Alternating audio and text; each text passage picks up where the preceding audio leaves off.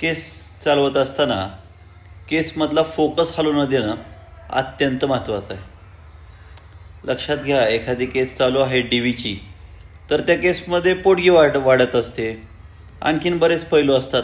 परंतु आपण वेगवेगळे ॲप्लिकेशन्स देऊन, मग ते डॉक्युमेंट्सचे असतील किंवा काय असतील, किंवा पोटगीच भरत नाही आपण म्हणून त्यांचे आलेले अटॅचमेंट वॉरंटचे अर्ज असतील, अशा गोष्टीमुळं काय होतं की अनेक वेळा केस राहते साईडला आणि दुसऱ्या गोष्टींवर कारवाई सुरू राहते. दुसऱ्या गोष्टींवर कारवाई सुरू राहत असल्यामुळे तुमची केस पुढं सरकत नाही हे तुमच्या लक्षात येत नाही. त्यामुळे केस सुरू ठेवून, तिचा पुरावा समोर येऊन, तिच्या चुका समोर येऊन त्या पुढे आणल्या पाहिजेत, म्हणजे डोमेस्टिक व्हायलन्सची केस जिंकता येईल.